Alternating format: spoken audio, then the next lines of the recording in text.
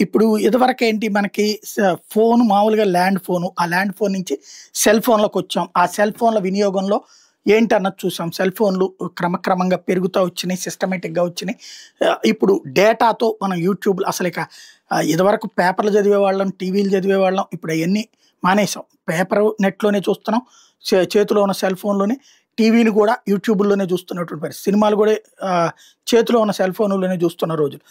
ఇప్పుడు కొత్తగా వచ్చినటువంటి మోడల్ ఆర్టిఫిషియల్ ఇంటెలిజెన్స్. అది గూడా చేతిలోనే ఇమిడిపోయేటటువంటి పరిస్థితి. ఇప్పుడు గ్రోక్ ఆర్టిఫిషియల్ ఇంటెలిజెన్స్‌ని ఆహ్, మస్క్ నిన్న ఈ పర్‌ప్లెక్సిటీ ఏఐని ఎయిర్‌టెల్ ఇంకో పక్కన మొన్న గ్రోకు తర్వాత మస్క్ ప్ర ప ఇది అట్లాగే ఎయిర్‌టెల్‌లోళ్ళొకటి గూగుల్ జెమినీ ఏఐని ఫ్రీగా ఇస్తున్నట్టు జియో మొన్న ప్రకటించుకొచ్చింది. ఈ ఫ్రీ పోటీ ఏంటయ్యంటే మార్కెట్‌లో ఎవడు తొందరగా ఇప్పుడు జియో ఎందుకు ఎక్కువ ఫోన్‌లు వాడుతున్నాం మనం? ఆడు ఫస్ట్ ఫ్రీగా ఇచ్చాడు కాబట్టి. ఇప్పుడు జియో వాడు ఇక్కడ ఏం పెట్టుకొచ్చేసాడు? 25 ఏళ్ల లోపు ఉన్నటువంటోళ్ళు ఎవరైతే ఉంటారో 15 ఏళ్ల నుంచి 25 ఏళ్ళు ఎవరైతే ఉంటారో వాళ్ళకి దాదాపు 18 నెలలు ఫ్రీ. మనకు మొదట్లో ఈ దాన్నేమంటారు డేటా అలవాటు చేసే రోజుల్లో ఏం చేశాడు? 2 జీబీ డేటా రోజుకి 2 జీబీ డేటా ఇస్తాం.